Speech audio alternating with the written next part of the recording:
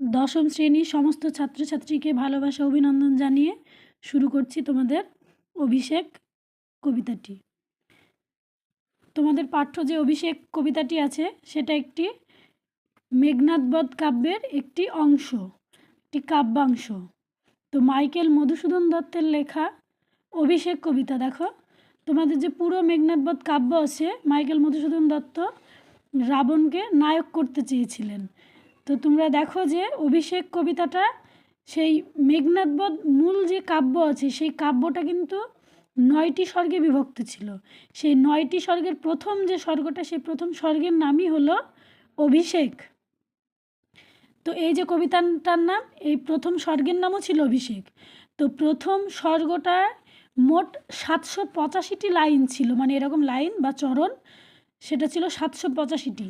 তো তোমাদের এই পাঠ্য এই কবিতাটি 657 থেকে 762, অর্থাৎ 116টি পঙ্ক্তি তোমাদের এই কবিতার অন্তর্গত। তো এই কবিতাটি খুবই সুন্দর। তোমরা প্রথমে ভাষা দেখে মনে হবে যে তোমাদের এই কবিতাটি খুব কঠিন মনে হবে, কিন্তু তোমরা যদি প্রতিটা শব্দের মানে জেনে নাও বা অর্থ জেনে নাও তাহলে কিন্তু তোমাদের বুঝতে একটুও অসুবিধা হবে না। আমি চেষ্টা করব তোমাদেরকে সেইভাবেই বুঝিয়ে বলার। লঙ্কার রাজা রাবণ, তোমরা সবাই নাম শুনেছ। লঙ্কার রাজা রাবণ, তিনি ছিলেন বিশ্বশ্রবা মুনি ও নিকষার পুত্র। সেই রাবণের পুত্র ছিল মেঘনাদ, অর্থাৎ তোমাদের এই কবিতার ইন্দ্রজিৎ। তো ইন্দ্রজিৎকে সেনাপতি পদে অভিষেক করছে তার বাবা রাবণ, আর সেই ঘটনায় তোমাদের এই কবিতায় বর্ণিত হয়েছে। তাই কবিতাটার নাম অভিষেক। তাহলে অভিষেক ছিল তার ছেলে, রাবণের ছেলে ইন্দ্রজিৎ বা মেঘনাদকে সেনাপতি পদে অভিষেক। তো সেনাপতি পদে কেন অভিষেক, আমরা একটুখানি পূর্ব কাহিনী না বললে তোমরা কবিতার ভেতরে প্রবেশ করতে পারবে না। তো পূর্ব কাহিনীটা এই যে রাবণের ছেলে, রাবণের কনিষ্ঠ পুত্র বীরবাহু, সেই বীরবাহুর মৃত্যু সংবাদ এসেছে রাবণের কাছে। দশানন পুত্র বীরবাহু, দশানন মানে রাবণ, রাবণ যখন স্বর্ণলঙ্কায় বসেছিল সেই অবস্থায় খবর আসলো যে তার ছেলে বীরবাহুকে হত্যা করেছে। কে হত্যা করেছে? রামচন্দ্র। রামচন্দ্র হত্যা করেছে সেই খবর আসে। তখন রাবণ কি করে যে রামকে যুদ্ধে নিহত করার জন্য নিজেই যুদ্ধ যাওয়ার জন্যে প্রস্তুত হয়। তাই দেখে বীরবাহুর মা চিত্রাঙ্গদা ছেলের খবর তো পেয়েছে যে ছেলে মারা গেছে, সে কান্নায় ভেঙে পড়েছে এবং সে রাবণকে জানাচ্ছে যে এই কিভাবে তার ছেলে মারা গেল, তার মারার মৃত্যুর প্রতিশোধ নিতে হবে। তো রাবণ আর সময় নষ্ট না করে নিজেই যুদ্ধে যাওয়ার জন্যে প্রস্তুত হয়ে গেছে। সে অবস্থায় সেই খবরটা দেবী লক্ষ্মী ইন্দ্রজিৎকে সেই খবরটা দেয়। ইন্দ্রজিৎ তখন কোথায় ছিল? প্রমোদ কাননে নারীদের নিয়ে মত্ত ছিল। সেই প্রমোদ উদ্যানে অর্থাৎ বিলাসে মত্ত ইন্দ্রজিৎকে খবর দিতে যায় দেবী লক্ষ্মী। সেই খবরের প্রথম থেকে তোমাদের পাঠ্যটা শুরু হলো। তাহলে এবার দেখো, তোমাদের আমি লাইন শুরু করি। কনকাসন ত্যাজি বীরেন্দ্র কেশরী ইন্দ্রজিৎ প্রণামিয়া ধাত্রীর চরণে। প্রতিটা শব্দ তোমরা খুব সুন্দর করে মাথায় রাখবে, তাহলে দেখবে কবিতাটা জলের মতো সোজা লাগছে। তোমরা দরকার হয় বইয়ে লিখে রাখবে, পাশে পাশে তোমরা লিখে রাখবে। কনক আসন ত্যাজি, কনক মানে সোনা, তাহলে সোনার আসন ত্যাগ করে, ত্যাজি মানে ত্যাগ করে। বীরেন্দ্র কেশরী, বীরেন্দ্র কেশরী মানে কি? বীর সিংহ। সে বীর সিংহ কে ছিল? ইন্দ্রজিৎ। ইন্দ্রজিৎ মানে মেঘনাদ বা রাবণের পুত্র। বলছে প্রণামিয়া, প্রণাম করে ধাত্রীর চরণে। ধাত্রী মানে কি? ধরিত্রী মাতা। এখানে ধরিত্রী মাতা, ধাত্রী মানে ধরিত্রী মাতা, কিন্তু ধাত্রী মানে এখানে তার পালিতামা, ধাইমা, প্রভাষা, ধাইমা প্রভাষা। সেই ধাইমা প্রভাষার চরণে মানে পায়ে প্রণাম করে। কে প্রণাম করে? ইন্দ্রজিৎ। কহিলা কি হেতু মাতো, ওর মাকে মা সম্বোধন করে বলছে। মাতো মানে মা। কারণ মানে কি কারণ মা? গতি তব আজি এ ভবনে, বলছে তুমি এ গৃহে যাত্রা করেছো বা এসেছো কেন? কহ দাসে লঙ্কার কুশল, নিজেকে তার মায়ের দাস বলেছে, যদিও তা সেটা ধাত্রীমাতা মানে ধাইমা, ধাইমা প্রভাসা। অ্যাকচুয়ালি কিন্তু সে ধাইমার ছদ্মবেশ নিয়ে এসেছে, কিন্তু সে ছিল দেবী লক্ষ্মী। দেবী লক্ষ্মী ইন্দ্রজিতের কাছে এসেছে তার ধাইমার ছদ্মবেশে, তাই তার ধাইমা তাও তাকে দাস সম্বোধন করছে, মানে নিজেকে দাস করেছে মায়ের। যে কহ দাসে মানে দাসকে বলো লঙ্কার কুশল। কুশল মানে এখানে কুশল মানে সংবাদ, কিন্তু এখানে ভালো সংবাদ বা মঙ্গল বার্তার কথা বলা হয়েছে। লঙ্কা মানে ওর যে লঙ্কা রাজ্য বা রাবণের যে লঙ্কা, সেই লঙ্কার খবর ভালো সংবাদ তাকে তার দাসের কাছে বলতে বলছে। শিরচুম্বী ছদ্মবেশী অম্বুরাশি সুতা উত্তরিলা। শিরচুম্বী মানে স্নেহের চুম্বন, মাথায়, শির মানে মাথা, মস্তকে বা কপালে সেখানে চুম্বন করে মানে চুমু দিয়ে। ছদ্মবেশী অম্বুরাশি সুতা, এই অম্বুরাশি সুতা, অম্বুরাশি সুতা মানে কি? সুতা মানে কন্যা, তোমরা জানো। অম্বুরাশি মানে সমুদ্র কন্যা। এখানেও দেবী লক্ষ্মীকে বোঝানো হয়েছে যে ওই ছদ্মবেশী মানে ওই ধাইমার ছদ্মবেশ ধারণ করেছে কে? দেবী লক্ষ্মী। উত্তর করলো হাই। হাই আমরা কখন বলি? খুব খারাপ সময়ে, দুঃখের সময়। হাই পুত্র, কি আর কহিব কনক লঙ্কার দশা। দশা মানে খারাপ অবস্থা। বলছে পুত্র তোমাকে আমরা কি বলবো এই কনক লঙ্কার দশা। ঘোর তর রণে হত প্রিয় ভাই তব বীরবাহু বলি। বলছে ঘোর তর রণে, রণ মানে হলো যুদ্ধ। তাহলে বলছে যুদ্ধে হত প্রিয় ভাই, তোমার প্রিয় ভাই বীরবাহু বলি হয়ে গেছে। কে? ওর প্রিয় ভাই, তার মানে রাবণের ছোট ছেলে, সে বলি হয়ে গেছে। তার শোকে মহাশোকী রাক্ষসাধিপতি। বলছে তারই শোকে মহাসখী রাক্ষসাধিপতি, রাক্ষস বংশের অধিপতি। কে রাক্ষস বংশের অধিপতি? রাবণ। ওই যে বিশ্বশ্রবা মুনি ও নিকষার পুত্র রাবণ, রাক্ষস বংশের শ্রেষ্ঠ অধিপতি। সে তার শোকে মহাসখী, ছোট ছেলে হারানোর শোকে খুব শোক হয়েছে তার। সসৈন্যে সাজেন আজি যুঝিতে আপনি। যুঝিতে মানে যুদ্ধ করতে, সসৈন্য মানে সৈন্যের সহিত বর্তমান। তাহলে সে নিজেই সৈন্য সামন্ত নিয়ে সেজেছেন কি করতে? যুদ্ধ করার জন্য। জিজ্ঞাসিলা মহাবাহু বিস্ময় মানিয়া, এখানে মহাবাহু বলা হচ্ছে মেঘনাদকে বা ইন্দ্রজিৎকে, রাবণের পুত্রকে, শ্রেষ্ঠ পুত্র। সে বিস্ময় মানিয়ে কি জিজ্ঞাসা করলো? কি কহিলা ভগবতী? সেই তার ধাইমাকেই বলছে কি কহিলা ভগবতী। কে বধিল কবে প্রিয়ানুজে। প্রিয়ানুজ মানে প্রিয় অনুজ। বলছে কে কবে বধ করলো আমার প্রিয় ভাইকে, অর্থাৎ বীরবাহুকে। নিশারণে সংহারিনু আমি রঘুবরে। রাঘব রে, এই রঘুবর বা রাঘব কে বলো দেখি? রামচন্দ্র, রাজা দশরথের পুত্র রামচন্দ্র। বলছে নিশারণে মানে রাত্রের যুদ্ধে, সংহারিনু মানে আমি হত্যা করলাম। কাকে হত্যা করেছিল? মেঘনাদ বা ইন্দ্রজিৎ রামচন্দ্রকে। বলছে খণ্ড খণ্ড করিয়া কাটিনু বর্ষি প্রচণ্ড স্বর বৈরী দলে। খণ্ড খণ্ড করে কাটিনু, বর্ষি মানে নিক্ষেপ করলো, প্রচণ্ড স্বর বৈরী দলে। স্বর মানে তীর বা বান, আর বৈরী দল মানে শত্রু দল। বলছে ও প্রচণ্ড তীর দিয়ে খণ্ড খণ্ড করে ফেলেছে। তবে এ বার্তা, বলছে তবে এ খবর, বার্তা মানে খবর, এ অদ্ভুত বার্তা জননী। বলছে এ বার্তা খুব অদ্ভুত, মানে যাকে আমি মেরে ফেলেছি সে কি করে আমার ছোট ভাইকে মারতে পারে। জননী কোথা পাইলে তুমি, শীঘ্র কহ দাসে। বলছে তোমার এই দাসকে, নিজেকে মায়ের দাস বলেছে, যে তুমি তাড়াতাড়ি বলো এই খবর তুমি কোথায় পেলে। রত্নাকর রত্নোত্তমা ইন্দিরা সুন্দরী উত্তরিলা। এখানে রত্নাকর রত্নোত্তমা ইন্দিরা সুন্দরী বলতেও দেবী লক্ষ্মীকে বোঝানো হয়েছে। হাই পুত্র মায়াবী মানব সীতাপতি। এই সীতাপতি আর এই রঘুবরে, এই সীতাপতি ও রামচন্দ্র, সীতাপতি মানে সীতার পতি, রামের স্ত্রীর নাম ছিল সীতা।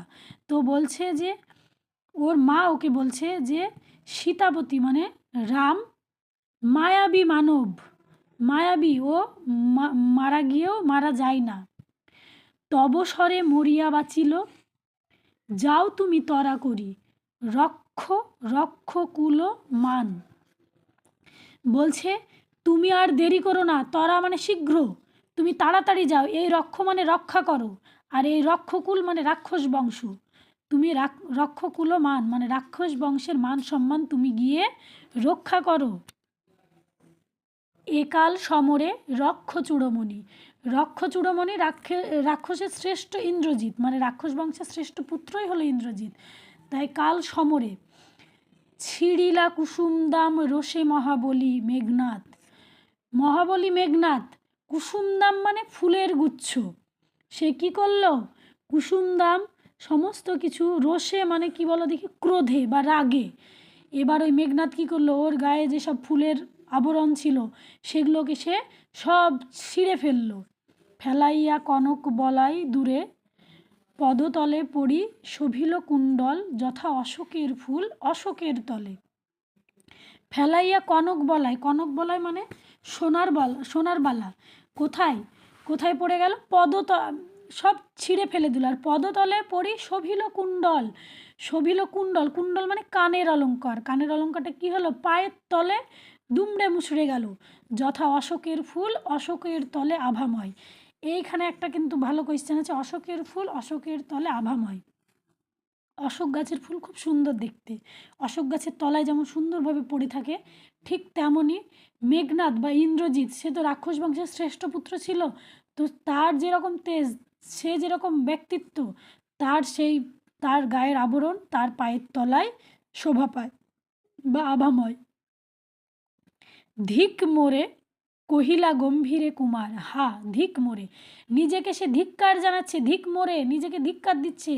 কে কুমার, এই কুমারকে, কুমার হলো মেঘনাদ বা ইন্দ্রজিৎ, সে নিজেকে ধিক্কার জানাচ্ছে যে বৈরী দল বেড়ে স্বর্ণ লঙ্কা, বলছে বৈরী দল মানে শত্রুদল আর বেড়ে মানে ঘিরে ফেলা, স্বর্ণ লঙ্কা মানে ওর খুব আফসোস হচ্ছে যে যেখানে ওর বংশ বা বংশেরও নিজের ভাই যেখানে মারা গেছে, ওর বৃদ্ধ বাবা সে যুদ্ধে যাওয়ার জন্য প্রস্তুত, আর ও নিজেকে ধিক্কার জানাচ্ছে, ও এই মেয়েদের মাঝে বসে আছে। তাই বলছে যে হেথা আমি বামা দল মাঝে মানে বামা মানে মেয়ে, তাই সে মেয়েদের মাঝে এ কি সাজে আমারে, দশাননাত্মজ আমি ইন্দ্রজিৎ, দশানন রাবণকে আমরা দশানন বলি, আর দশাননাত্মজ মানে রাবণের সন্তান, বলছে আমি রাবণের সন্তান ইন্দ্রজিৎ আমার এই কি সাজে। আন রথ তরা করি মানে শীঘ্র তাড়াতাড়ি রথ নিয়ে এসো, ঘুচাবো এ অপবাদ বধিরি পুকুলে, বলছে আমার এই অপবাদ আমি নিজেই ঘুচাবো। আর বধি রিপুকুলে মানে শত্রু বংশকে বধ করবে সে, কাকে, তাহলে রামের বংশকে। সাজিলা রথীন্দ্র সব বীর আভরণে হৈমবতী সুত যথা নাসিতে তারকে মহাসুর, এবার কি করলো বীর আভরণে মানে খুব সে যুদ্ধে যাওয়ার অলঙ্কারে সজ্জিত হলো, হ্যাঁ, হৈমবতী সুত যথা নাসিতে তারকে মহাসুর, তারক নামের একটা অসুর ছিল, এই যে তারক নামের একটা মহাসুর ছিল বা মহা অসুর ছিল, সেই অসুরকে বধ করতে গিয়েছিল কে, হৈমবতী সুত, সুতা মানে মেয়ে আর এই সুত মানে ছেলে, হৈমবতী মানে কি দেবী দুর্গার সন্তান কার্তিক, সে কাকে নাশ করতে গেছিল, তারক নামের একটা মহাসুরকে, ঠিক সেই রকমভাবেই ইন্দ্রজিৎ রামকে বধ করতে যাবে।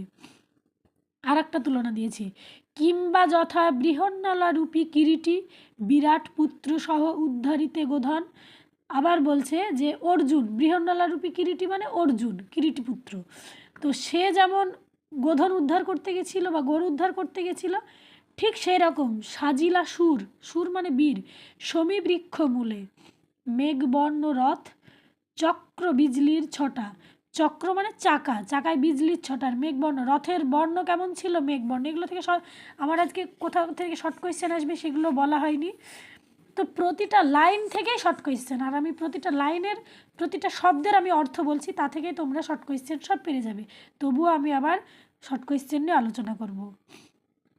ধ্বজ ইন্দ্রচাপরূপী তুরঙ্গম বেগে আশু গতি, ধ্বজ ইন্দ্রচাপরূপী, ধ্বজ মানে পতাকা, আর এই যে তুরঙ্গম মানে ঘোড়ার বেগ বা দ্রুত বেগ, আশু গতি মানে দ্রুতগামী, রথে চড়ে বীর চূড়ামণি বীর দর্পে হেনকালে প্রমীলা সুন্দরী ধরিপতি করযুগ হাই যে মতি, এবার এই যে হেনকাল মানে এমন সময়, হেনকালে মানে এমন সময়, প্রমীলা সুন্দরী, এই প্রমীলা ছিল মেঘনাদ বা ইন্দ্রজিতের স্ত্রী অর্থাৎ রাবণের পুত্রবধূ।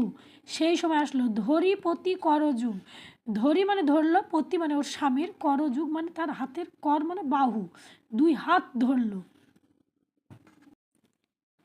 হায় রে যে মতি হেমলতা আলিঙ্গিয়ে তরু কুলেশ্বরে, বলছে যে তরু কুলেশ্বরে হেমলতা, হেমলতা মানে এই স্বর্ণলতা টাইপের জড়ানো গাছ, হ্যাঁ, তরু কুলেশ্বরে, তরু কুলেশ্বর মানে শ্রেষ্ঠ বৃক্ষ বা সব থেকে বড় বৃক্ষকে যেমন জড়িয়ে জড়িয়ে যেমন বড় হয় সেই কথা বলা হয়েছে।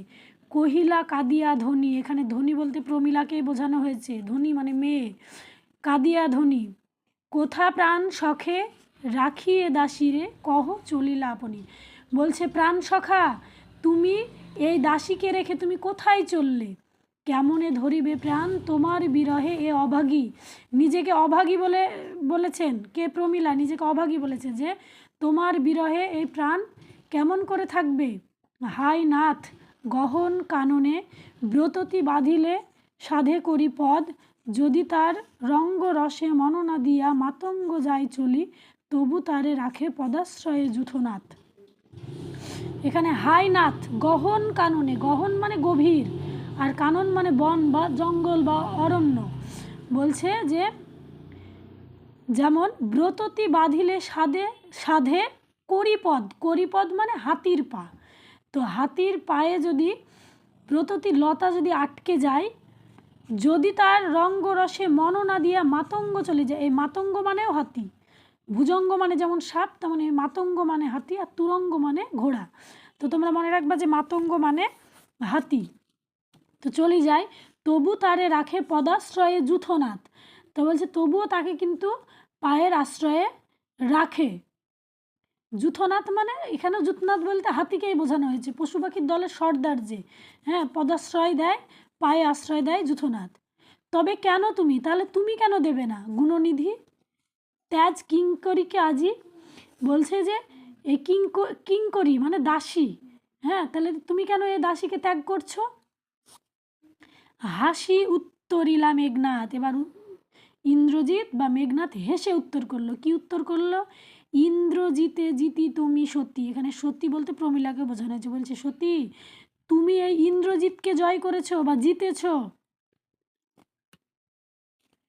বেঁধেছ যে দৃঢ় বাঁধে কে পারে খুলিতে সে বাঁধে, বলছে তুমি যে দৃঢ় বন্ধনে আমাকে বেঁধে রেখেছো, সেই বন্ধন কেউ খুলতে পারবে না বা সেই বাধা কেউ খুলতে পারবে না, তরাই আমি আসিব ফিরিয়া কল্যাণী, এই কল্যাণীও প্রমীলাকেই বোঝানো হয়েছে, তরাই মানে শীঘ্র, আমি শীঘ্র ফিরে আসব, সমরে নাসি তোমার কল্যাণে রাঘবে, সমরে নাসি, সমর মানে যুদ্ধে, আর নাসি মানে নাশ করে দেবে বা ছেদ করে দেবে, কাকে, তোমার কল্যাণে রাঘবে, রাঘবকে মানে রামচন্দ্রকে, বিদায় এবে দেহ বিধুমুখী, বিধুমুখী মানেও প্রমীলাকে বুঝিয়েছে, এবার বিদায় দাও, এবার আমাকে বিদায় দাও বিধুমুখী,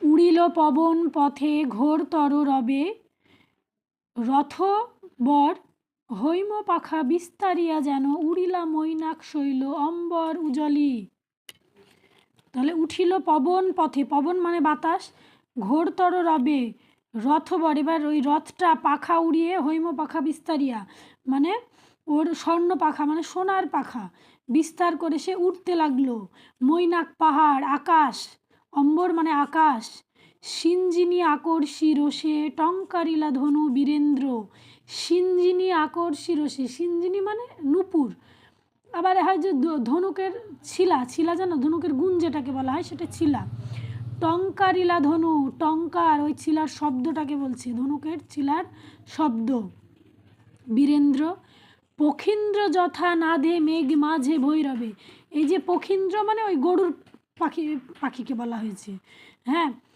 কাপিল লঙ্কা কাপিল জলধি, সাজিছে রাবণ রাজা বীর মদে মাদি, বলছে কাঁপলো লঙ্কা কাঁপলো জলধি, জলধি মানে সমুদ্র, সে বুঝতে পারছো, তাহলে এবার সাজিছে রাবণ রাজা বীর মদে মাদি, তোমাদের আজকে আমি এই পৃষ্ঠা পর্যন্ত পড়ালাম, পরের পৃষ্ঠায় অনেক লং ভিডিও হয়ে যাচ্ছে, তোমরা আগে এইটুকু পড়ো, তারপরে লাস্টের পৃষ্ঠাটা আমি আরেকদিন নেক্সট ভিডিওতে তোমাদেরকে দিব।